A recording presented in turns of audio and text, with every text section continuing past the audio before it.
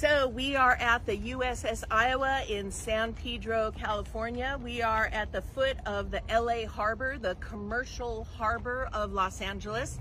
It brings in, between LA and Long Beach, we bring in 40% of all the goods in the United States through shipping. And this battleship was brought here about 10 years ago, which we are fine with. It was a battleship that fought fascism in World War II. But there are other parts of this history too, not real well known. In 1984, Ronald Reagan used this ship to park off Nicaragua to threaten it with invasion. That's the USS Iowa.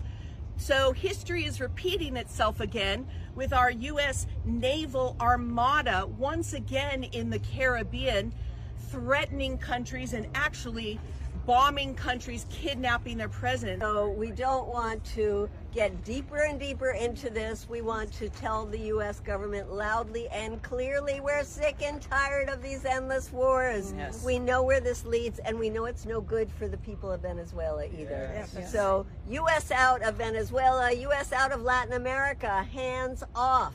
We have to make sure that we keep saying to them, it is none of our business. Woo! Right. It is hands up off to the people Venezuela. to Venezuela to decide what their government is going to look like. Yeah, that's right. And that we heard the exact same thing they're saying now, we heard around the war in Iraq. We heard weapons of mass destruction. Now it's Nice. supposedly drugs.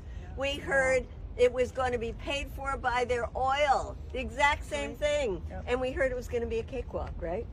And $1.8 trillion later in Iraq, and so many lives lost.